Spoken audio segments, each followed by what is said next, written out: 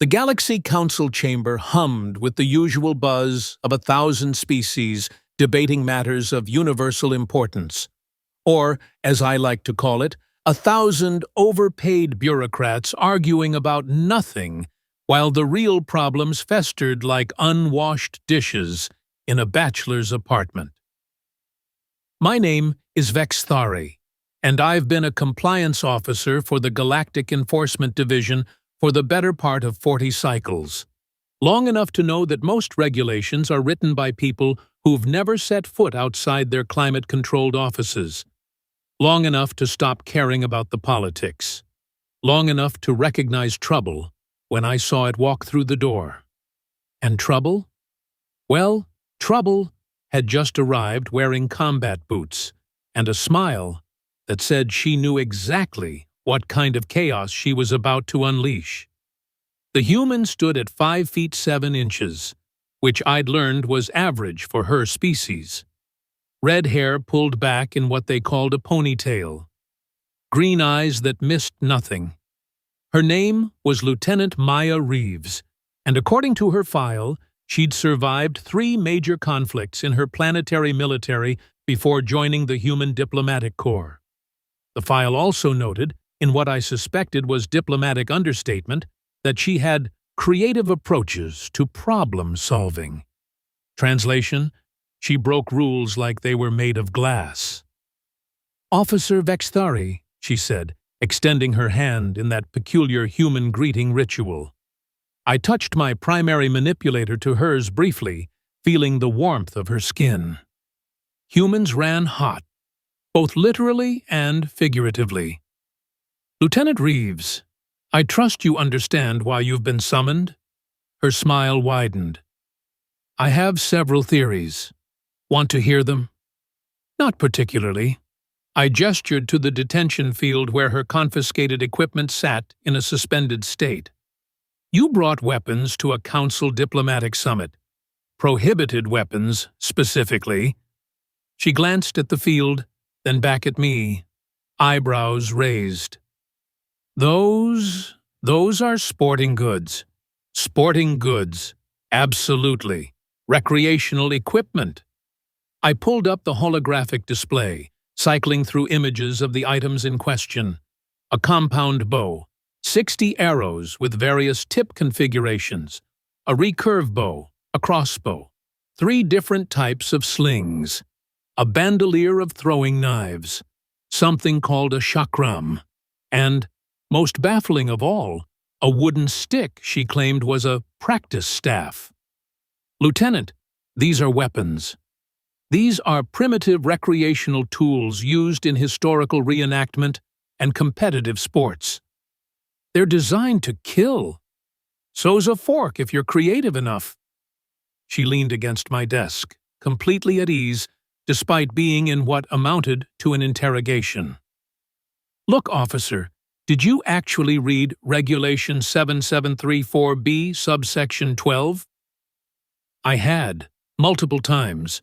It clearly stated that advanced energy weapons, plasma devices, kinetic accelerators, and molecular disruptors were banned from all council facilities. Nothing about arrows and sharp sticks, because who in their right mind would think those were threats in an age of faster-than-light travel? Humans, apparently. That's who. "The regulation specifically mentions advanced weaponry," I said slowly. "And these?" She gestured at her equipment. "Are about as unadvanced as you can get. My ancestors used better versions of these 12,000 years ago. If anything, bringing these is like bringing a historical artifact to a museum. You brought 12 historical artifacts to a peace conference.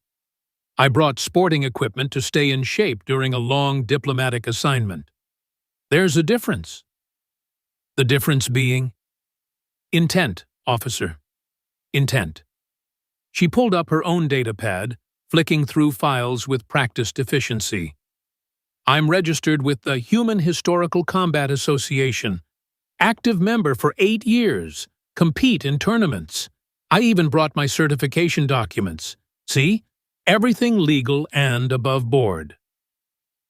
I studied the documents, They appeared legitimate, complete with competition records, safety training certifications, and an impressive collection of awards. Maya Reeves, it seemed, was particularly skilled at something called mounted archery, which involved shooting arrows while riding an animal called a horse. I'd seen horses in the human cultural database. They were large, muscular, and apparently prone to panicking at the slightest provocation. "Let me understand this," I said, mandibles clicking in what probably looked like frustration. "You shoot arrows while riding an animal that's evolutionarily designed to run away from danger?" "It's fun!" Her face lit up with genuine enthusiasm. "You should try it sometime." "I'm a Vex'thari. We have exoskeletons and 6 legs. Even better! You'd have amazing stability. I'm seeing real potential here." This conversation was getting away from me. I refocused. "Lieutenant Reeves, while your equipment may technically not violate the letter of the law, it certainly violates the spirit. These items can cause harm. So can the ambassador from Rigel 7, but nobody's putting him in a detention field." She had a point. Ambassador Krelnoth had sent 4 assistants to the medical bay just this week with his toxic personality, and that wasn't counting the 3 who'd quit. But that was different. "Probably." "The Council is concerned," I said, trying to sound official. "Your species has a reputation." "For what? Being awesome?" She was grinning again. "For violence. For finding ways to weaponize everything. For turning peaceful situations into combat scenarios through sheer determination and stubbornness." "You say that like it's a bad thing." "It is a bad thing when you're supposed to be building peaceful relationships." "Officer Vex'thari." Her voice lost its playful edge, taking on a tone that reminded me she was, in fact, a decorated military officer. "My people have been in the galactic community for 30 years. 30 years of proving ourselves. Of fighting when others wouldn't. Of standing up when others sat down. Of doing the hard jobs that everyone else was too civilized to handle." She wasn't wrong. Humans had arrived on the galactic stage like a meteor, loud and impossible to ignore. They'd immediately volunteered for the most dangerous peacekeeping missions. They'd thrown themselves into research fields others considered too risky. They'd explored systems others had written off as uninhabitable and made them home. They'd also picked fights with 3 different pirate cartels, won, and turned it into a drinking song. "I remember the Theta Station incident," I admitted. "Ah," she smiled, but it was different now. Sadder. "You were there. Perimeter security. I watched your ships come in." Theta Station had been a mining outpost near the frontier. The Kreth pirates had taken it over, holding 2,000 workers hostage. The Council had debated for weeks about the proper diplomatic approach. The humans had debated for about 20 minutes before launching a rescue operation that by all tactical analysis should have been a disaster. It had been, from a certain point of view. Human casualties had been significant, but they'd gotten every single hostage out alive, and the Kreth had learned that humans were not to be trifled with. "Lost good people that day," Maya said quietly. Then she shook it off, the playful demeanor returning like armor. "But that's not why we're here, is it? We're here because someone on the Council saw my equipment manifest and panicked. Ambassador Trelnick from the Zorathian Empire specifically requested your immediate disarmament." "Of course he did." She laughed, but there wasn't much humor in it. "Let me guess. He's pushing hard for the vote to expand Council jurisdiction into the frontier territories." I said nothing, which was answer enough. "And humans have colonies there. Colonies that don't particularly want Council bureaucrats telling them how to live. She nodded slowly. So he finds a way to make us look dangerous, uncivilized, unfit for self-governance. Frame it as a safety concern. Very clever.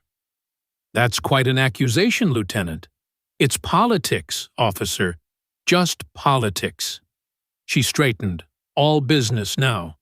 So here's my counteroffer. Let me keep my equipment. All of it. In exchange, I'll give a demonstration to the Council. A demonstration of what? Of exactly how primitive and non-threatening these weapons are. I'll show them that in an age of plasma rifles and shield generators, a bow and arrow is about as dangerous as a stern look. She paused.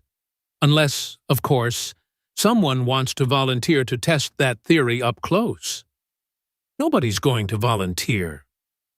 Then there's no danger, is there? Her logic was infuriating because it was sound. Look, officer, I know you're just doing your job. I respect that, but I'm not going to be disarmed because some politician wants to score points. My people fought too hard to get here, and we're not backing down now. I looked at her, really, looked at her.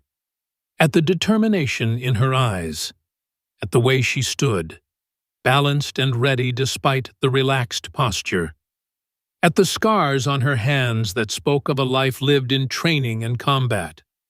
The humans had a saying, something about hills to die on. This, apparently, was hers. I'll need to clear it with my superiors, I said finally. Of course. I'll be in my quarters when you need me. She turned to leave, then paused. Oh, and officer? Thank you. For what? For listening. For not just assuming the worst. That's more than most species have given us. She left, the door hissing shut behind her.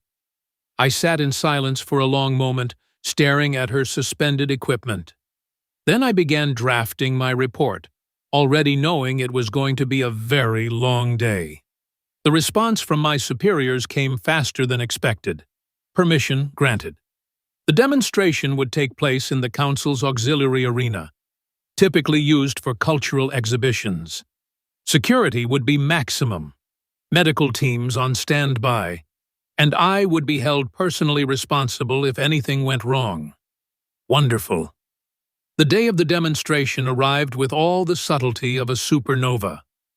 The arena was packed, not just the voting members, but their staff. Reporters from a dozen major networks, scientists from the Vex'thari Institute of Xenobiology, even a few spectators from the general population who'd heard rumors and wanted to see the human with her primitive weapons. I spotted Ambassador Trelinik in the front row, his scaled face arranged in what passed for a smile among his species. He thought he'd won. Thought this demonstration would be the final nail in humanity's diplomatic coffin. He had no idea what he was in for. Maya entered the arena to mixed reactions. Curious chirps from some species, nervous clicking from others, dead silence from the Zorathians. She was dressed in what she called gear, which looked like a combination of protective padding and historical costume. The bow in her hand was the compound one, all pulleys and cams and modern materials shaped into an ancient form. Honored members of the Council, she began, her voice carried by the arena's acoustics. Thank you for this opportunity. Today I'm going to demonstrate several forms of what humans call archery, the art and sport of shooting arrows from a bow. She knocked an arrow, drawing it back in one smooth motion. The movement was hypnotic, graceful. Then she released, and the arrow flew across the arena to bury itself in a target I hadn't even seen her aim at. Dead center. Archery has been part of human culture for over 60,000 years, she continued, already knocking another arrow. We used it for hunting, for war, for survival. Another shot, another perfect hit.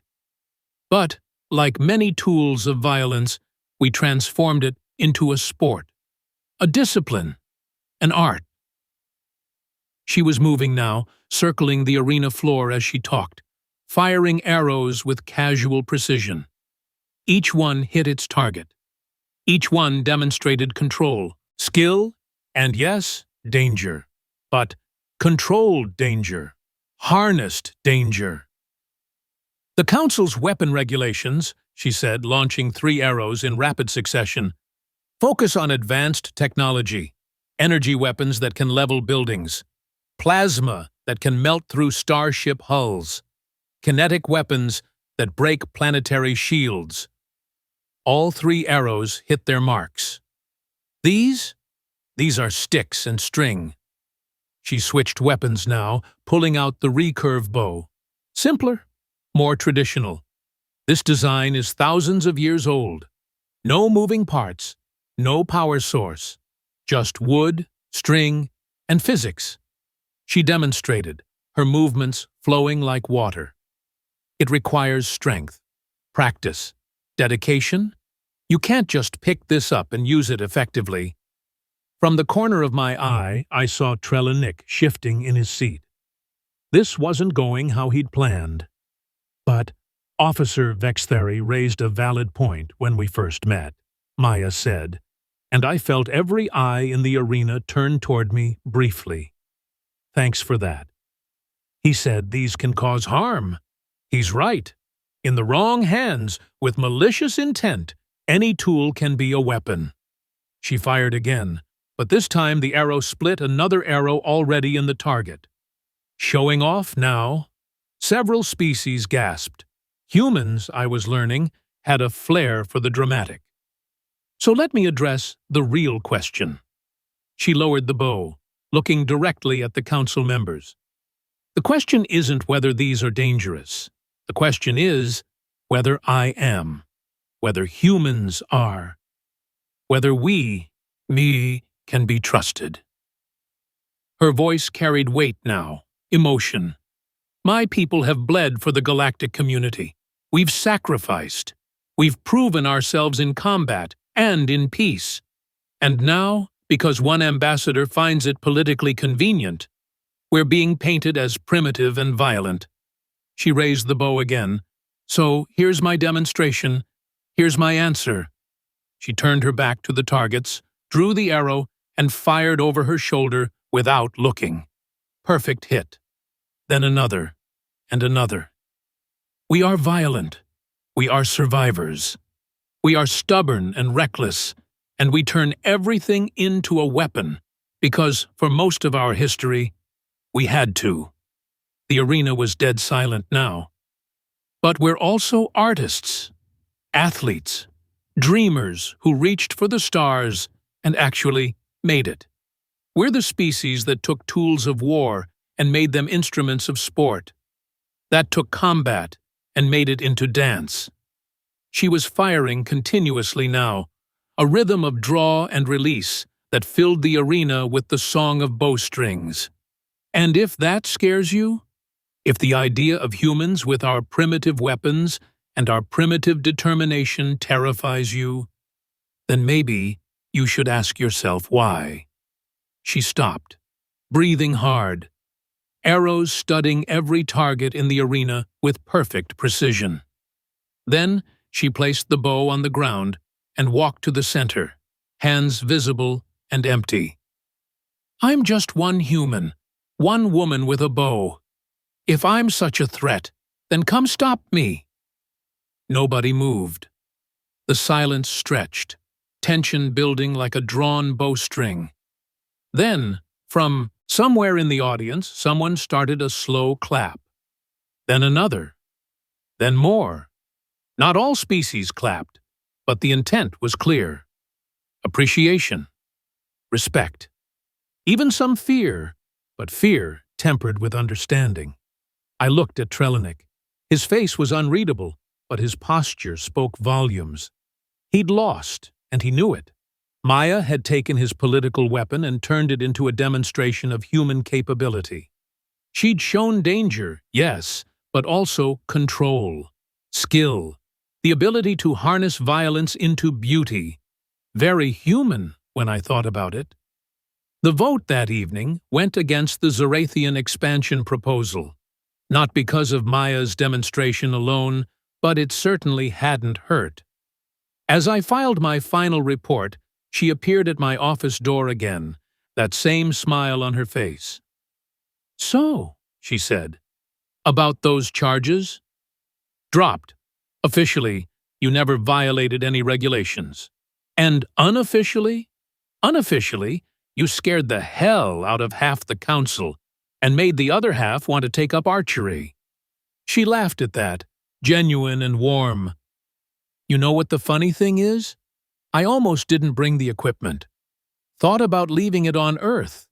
Then I figured, why should I? Why should I change who I am because someone might find it inconvenient? Most beings would have chosen discretion. Most beings aren't human." She turned to leave, then paused, just like before. "Hey, officer, that offer about trying mounted archery? I was serious. We're setting up a range outside the diplomatic quarter. You should stop by." "I'll think about it." She knew I wouldn't, but she smiled anyway and left. I sat in my office, a monitor, looking at the holographic recording of her demonstration, watching her move with that perfect combination of grace and violence. Humans. Impossible. Infuriating. Inspiring humans. They'd been in the galactic community for 30 years, and they'd already left their mark. Not just in combat or exploration, but in ways like this. By refusing to back down. By turning confrontation into conversation. By taking their primitive weapons and their primitive determination and showing the galaxy that sometimes primitive worked just fine. The bow sat in her quarters now, returned to its owner. Not a threat, not a violation, just a tool, just sport, just very, very human. And somewhere, in some future debate, when another species questioned humanity's place among the stars, someone would remember this day, would remember Maya Reeves and her primitive weapons and her very unprimitive demonstration of skill. Would remember that sometimes the most advanced response to a challenge isn't technology at all. Sometimes it's just having the courage to draw the bow and let the arrow fly. 3 weeks after Maya's demonstration, I thought the whole incident was behind us. Filed away in the archives like 1,000 other diplomatic peculiarities that crossed my desk annually. I should have known better. Humans don't file away. They escalate. The emergency alert pinged my communicator at what humans called 3 in the morning. Station time. I'd been deep in sleep cycle. My exoskeleton relaxed in the regeneration chamber I called a bed. The ping dragged me back to consciousness with all the gentleness of a cargo hauler crash landing. "Officer Vex'thari, report to Docking Bay 7 immediately. We have a situation." A situation. In my line of work, that word covered everything from minor paperwork errors to imminent station destruction. Given my recent luck with humans, I suspected this fell somewhere in the middle. I arrived at the docking bay to find it sealed, security personnel stationed at every entrance, and my supervisor, Commander Plexinor, pacing in circles. His species did that when stressed. Circles. Round and round like a malfunctioning cleaning drone. "Tell me you have some kind of rapport with the human," he said without preamble. My stomach, if I'd had one in the traditional sense, would have dropped. "Lieutenant Reeves?" "No, Captain Jackson Holt. His ship just docked 30 minutes ago. Unscheduled, uninvited. And when we tried to turn him away, he claimed diplomatic immunity and emergency sanctuary protocols." I pulled up the information on my datapad. Captain Jackson Holt. Human. 42 standard years old. Former military, like half his species seemed to be. Now working as what humans called a freelance security consultant, which I suspected was code for something less legal. His ship, the Defiant Runner, was a modified cargo vessel with enough weapon upgrades to make a patrol cruiser jealous. "What's the emergency?" I asked. "That's the problem. He won't say, just keeps demanding to speak with someone in authority who understands human culture and won't immediately try to arrest him." "And you thought of me because?" "Because you didn't arrest Lieutenant Reeves when every regulation said you should have. Because somehow you convinced the Council that primitive weapons were acceptable at a diplomatic summit. Because, officer, you're the closest thing we have to a human specialist." He stopped pacing long enough to look at me directly. "Besides, he specifically asked for you by name." That was concerning. "I've never met this human." "Well, he's met you, or knows about you. Either way, you're going in." The docking bay interior was dimly lit, which apparently was how humans preferred their ships. Something about their evolution on a planet with a single sun making them appreciate shadows. The Defiant Runner sat in the center of the bay like a sleeping predator. All angles and armor, plating, and weapons that probably violated 15 different treaties. Captain Holt stood at the base of the boarding ramp, tall even by human standards. Dark skin, shaved head, eyes that had seen things I probably couldn't imagine. He wore a jacket covered in patches, each one telling a story I'd never fully understand. Combat ribbons, unit insignias, a small embroidered Earth flag over his heart. "Officer Vex'thari," he said, his voice deep and calm. "Thanks for coming. I know it's early." "Captain Holt, you're causing quite a commotion." "Yeah, sorry about that, but I've got a problem that needs immediate attention, and station bureaucracy moves about as fast as a slug in stasis." He gestured to the ship. "I've got cargo that technically violates about 40 Council regulations, but before you seal this bay and impound my ship, I need you to understand what's really happening here." "Why don't you start by telling me what the cargo is?" "People. 73 refugees from the Outer Reach colonies, mostly human, but we've got a few Tellurians, a handful of Vex miners, and 3 Orothian families." He met my eyes. "They're running from the Syndicate." The Syndicate. Even I knew that name. A criminal organization that had grown like a tumor in the ungoverned spaces between Council jurisdiction. Trafficking, extortion, worse things that didn't have names in polite company. The Council had been debating how to handle them for 5 years. Debating. While people suffered. If they're refugees, why not go through proper channels? Because proper channels take months. These people have days, maybe hours. The Syndicate doesn't forgive debts, and they don't let assets walk away. He pulled up a holographic display from his wrist device. "See these? Tracking implants. Every single one of those people has one. The Syndicate uses them to monitor their workers. Except these workers decided they'd rather die free than live as slaves." I examined the display. The implants were sophisticated. Military grade, actually. Probably stolen from some Council armory years ago. If they have tracking devices, the Syndicate knows where they are. Exactly. Which is why I need sanctuary, medical assistance, and about 12 hours to get these things removed before a Syndicate kill team shows up to reclaim their property. He looked at me steadily.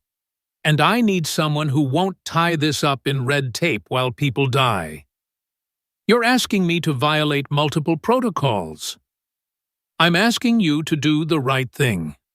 Isn't that why you became a compliance officer? To help people?" Honestly, I'd become a compliance officer because the pay was decent, and the retirement benefits were excellent. But he didn't need to know that. "Let me see the refugees," I said. The interior of his ship was cramped, converted cargo space lined with makeshift bedding and basic amenities. The smell hit me first. Fear, sweat, unwashed bodies, desperation. 73 beings packed into a space meant for cargo, not people. But they were quiet, disciplined, watching me with expressions ranging from hope to terror. A human woman near the front, probably mid-20s, held a small child against her chest. The child had one of those tracking implants, visible through translucent skin. Glowing, faintly red. "How long have you been running?" I asked Captain Holt. 18 days. Picked them up from a collapsed mining operation on Kepler 442b. The Syndicate had them working the deep veins, 80-hour weeks, starvation rations, no medical care. His jaw tightened. Found out about it through a contact. Couldn't just leave them there. "So you violated Syndicate territory, stole their workers, and ran straight into Council space hoping for protection." "That's about the size of it, yeah. I should have called security right then. Should have followed procedure. But I looked at those faces, at that child with the glowing implant, and I made a decision that would probably end my career." "How many medical personnel do you need?" Captain Holt's expression shifted. Relief. Gratitude. "We've got a doctor on board, but she needs proper equipment. The implants have fail-safes. Yank them out wrong, and they release toxins." "Of course they do." I activated my communicator. "Commander Plexinor, we need a medical team at Docking Bay 7. Surgical equipment. Priority Alpha." The pause on the other end lasted 3 full seconds. "Officer, what are you doing?" "My job, sir. We have a humanitarian crisis. These people need immediate medical intervention." "And the regulations?" "Can be sorted out after we save lives, sir." I added the "sir" as an afterthought, trying to soften the insubordination. Another pause, then, "Medical team is on the way, but, officer, this better be worth both our jobs." It took 6 hours to remove all 73 implants. 6 hours of delicate surgery, 3 medical teams working in shifts, and enough stim packs to keep everyone conscious through the process. I spent most of that time coordinating with station security, filing emergency paperwork, and trying to keep the growing crowd of curious onlookers from interfering. Maya showed up around hour 4, carrying coffee. Actual Earth coffee, which she'd somehow convinced the station commissary to stock. "Heard you were having an interesting morning," she said, handing me a cup. "You could say that. Did Captain Holt contact you?" "Didn't have to. Human grapevine works fast. Word is you're sheltering refugees and probably getting fired for it." She sipped her own coffee. "Thought you might need moral support. And caffeine? I don't metabolize caffeine the same way humans do." "Then drink it for the symbolism." She leaned against the wall, watching the medical teams work through the bay window. "Holt's good people. Reckless as hell, but good people. He was special operations before he went freelance. Lost his whole unit to a Syndicate ambush 10 years ago. Been waging his own private war against them ever since." "That's not reassuring." "Not meant to be. Just context." She turned to look at me. "You know the Syndicate will come for these people, right? They always do. It's about reputation as much as the actual assets. Let them come. We're in Council space. Council protection applies." "Does it, though? Because last I checked, the Council's been real careful about not provoking the Syndicate. Lots of talk about jurisdiction and proper procedure. Not a lot of actual action." She was right, and we both knew it. The Council was good at many things. Decisive action against organized crime was not one of them. The last implant came out at hour 6, a Tellurian male, elderly by his species standards. He wept when the doctors showed him the device, this thing that had controlled his life for 3 years. The medical team disposed of all 73 implants in a biohazard containment unit. Standard procedure for toxic materials. Except the implants weren't just toxic. They were transmitters. "Officer!" One of the technicians flagged me down, mandibles clicking in distress. "The implants are still active. They're broadcasting on a secured frequency. They're contained, aren't they?" "Contained, yes. But the signal is getting through. Biohazard units aren't designed to block transmissions, just prevent physical contamination." Captain Holt appeared at my side like a ghost. "How long have they been broadcasting from this location?" "Since we removed the first one, approximately 6 hours. Then we've got maybe 2 hours before company arrives." He looked at me. "The Syndicate tracks their assets. They know these people are here now. They'll send a recovery team." "In Council space, they wouldn't dare." "Officer, with all due respect, you don't know these people like I do. They don't care about Council space. They care about sending a message. You take from the Syndicate, they take back. Violently." Maya swore in what I assumed was English. "He's right. We need to fortify this position or evacuate the refugees to somewhere more secure." "The Council will protect them," I said, but even I could hear the doubt in my voice. "Will they?" Captain Holt pulled up a data file on his portable display. "Because I've got records here of 17 previous refugee situations. 17 times people ran from the Syndicate to Council space. You know how many survived? 4 out of hundreds. The rest got handed back or disappeared while the Council debated jurisdiction." I felt something cold settle in my thorax. "That can't be right." "Check for yourself. It's all public record. Just buried under enough bureaucratic language that nobody notices." I checked. He was right. 17 incidents over the past decade. The outcomes were there in dry official language. Extradition pending investigation. Subjects relocated to undisclosed facilities. Cases dismissed due to lack of evidence. Diplomatic speak, for we let them die. "So what do you suggest?" I asked. "We fight." Maya said it simply, like she was suggesting we go get lunch. "We hold this position. We make it clear that anyone coming for these people goes through us first." "That's insane. This is a civilian station, and those are civilians who've suffered enough." She looked at me, and I saw something in her eyes I'd seen before. That same determination from the arena demonstration.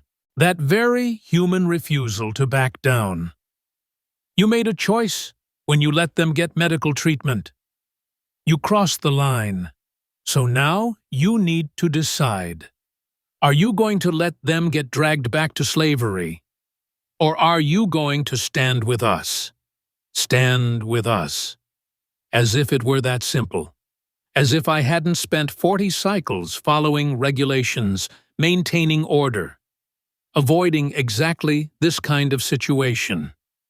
As if my entire career and possibly my life weren't about to become collateral damage in a fight between humans and criminals. I thought about the woman with the child, about the elderly Tellurian weeping over his removed implant, about 73 beings who'd risked everything for a chance at freedom. Then I thought about 17 previous incidents. 17 times the system had failed. "What do you need?" I asked. Maya's smile was fierce. "Time. And weapons. You've got an armory on this station, right?" "Yes, but it's restricted to security personnel." "Then I guess it's time to deputize some civilians." Captain Holt was already moving, planning. We've got maybe 90 minutes before they arrive. I need access to the station's defensive systems. Maya, you coordinate weapons distribution. Officer, you need to get those refugees somewhere secure and start evacuating non-essential personnel from this section. You're talking about turning a docking bay into a battlefield. I'm talking about survival. The Syndicate comes in fast and hard. They'll have superior numbers and equipment. Our only advantages are preparation and the fact that they'll underestimate us. He looked at me. Especially the humans. They always underestimate humans. I should have called my superiors, should have escalated this through proper channels. Instead, I found myself running through station corridors, sending evacuation alerts, and pulling every favor I had to access systems I had no business accessing. When I returned to the docking bay, I barely recognized it. Barricades made from cargo containers created choke points. Emergency force fields hummed at strategic positions. And humans, at least a dozen of them, had appeared from various parts of the station, all armed with a bizarre mixture of regulation weapons and their own personal arsenals, including, I noticed with resignation, Maya with her compound bow. "Really?" I said.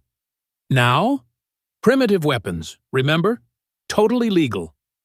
She was checking her arrows, each one marked with colored bands. "Besides, plasma rifles are loud, arrows are quiet. Good for surprise. This entire situation is a surprise. Then you're learning to think like a human. Congratulations. It gets worse from here." Commander Plexanor arrived 20 minutes before the estimated Syndicate arrival. He took one look at the fortified docking bay, at the armed humans, at the refugees huddled in the secured back section, and at me standing in the middle of it all. "Officer Vex'thari," he said slowly, "what have you done?" "Preparing to defend Council. Sovereignty, sir. The Syndicate is sending a team to retrieve refugees under our protection. I interpreted that as an act of aggression against Council territory." "You interpreted?" "Yes, sir." He studied me for a long moment. Then, impossibly, he laughed. "You've been spending too much time with humans. That's the kind of creative rule interpretation they'd use." "Is that a problem, sir?" "Depends on whether we survive the next hour." He activated his own communicator.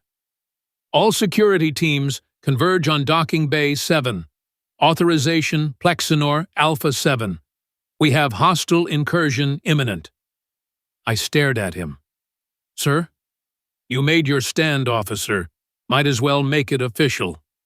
He checked his sidearm, a plasma pistol that had probably never been fired outside the range. "Besides, the humans have a point. 17 times we've failed refugees. Maybe it's time we succeeded." The Syndicate arrived exactly on schedule. 3 ships, smaller than military vessels but heavily armed. They docked without requesting permission, maglocks engaging with the station's hull like parasites attaching to a host. Captain Holt watched the monitors. 12 heat signatures per ship. 36 total. Standard recovery team configuration. They'll breach through the primary airlock, fast and aggressive, expecting minimal resistance. "They're about to be disappointed," Maya said, drawing her bow. The airlock doors exploded inward with shaped charges. Syndicate troops poured through, armored and armed, moving with military precision. They made it exactly 3 meters before the first force field activated, trapping the lead squad in a kill box. Maya's arrow took the squad leader through the helmet visor. Impossible shot. Perfect execution. The others opened fire, plasma bolts and kinetic rounds filling the air. But the humans had planned for this. Cover. crossfire. Overlapping fields of fire that turned the docking bay into a meat grinder. The Syndicate team reacted fast. Professional. They adapted, using their own shields, pushing forward despite casualties. But they'd expected station security with standard riot gear and non-lethal weapons. They got humans with 40,000 years of warfare evolution and absolutely no chill. Captain Holt fought like a demon, his movements economical and brutal. Maya danced through the chaos, her bow singing death with each release. Other humans used everything from plasma rifles to something called a tomahawk, which was apparently a small axe they threw at people. Humans were insane. The battle lasted 12 minutes. 12 minutes of violence that felt like hours. When it ended, 15 Syndicate troops were down, 8 were in custody, and the rest had retreated back to their ships. The ships themselves detached and fled the moment our station defense grid locked weapons on them. We'd won. Somehow, impossibly, we'd won. The cost showed in the aftermath.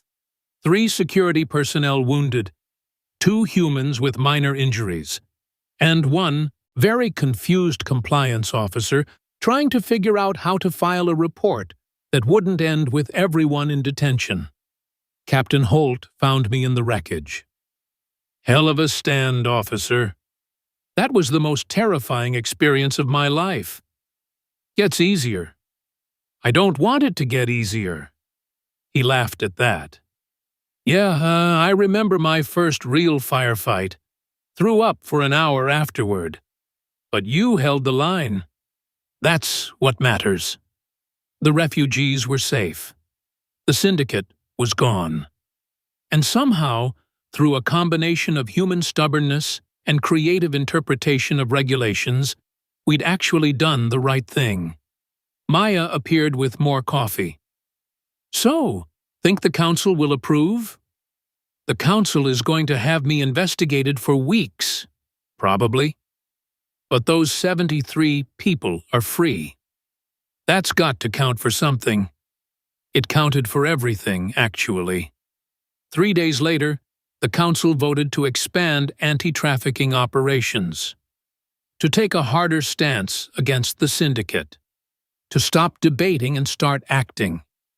They framed it as a new initiative, but everyone knew the truth. Sometimes it takes a crisis to force change. Sometimes it takes humans refusing to back down. And sometimes it takes one compliance officer deciding that regulations matter less than doing what's right. I never did take Maya up on that mounted archery offer. But I kept a picture from that day in my office. Her standing in the aftermath of the battle, bow in hand, smiling like she'd just won a sporting competition instead of a firefight. Primitive weapons, she'd said. Nothing to worry about. Turned out the most primitive thing about humans wasn't their weapons. It was their absolute refusal to accept defeat. Their stubborn insistence that some things, like freedom and justice, were worth fighting for regardless of the cost. Very human, very dangerous, very, very effective. Captain Holt continued his work, ferrying refugees and fighting his private war. Maya finished her diplomatic tour and returned to Earth, though she promised to visit. The 73 refugees integrated into Council society, their implants destroyed, their freedom secured. And me? I got promoted. Apparently, creative rule interpretation combined with successful outcomes was exactly what the Enforcement Division needed. They put me in charge of human relations. I still wasn't sure if it was a reward or a punishment. Probably both. That's humans for you. They turn everything complicated, make you question your assumptions, and somehow convince you that the impossible is just Tuesday. But when the fight matters, when lives hang in the balance, there's no one else I'd rather have on my side. even if they do insist on bringing bows to gunfights.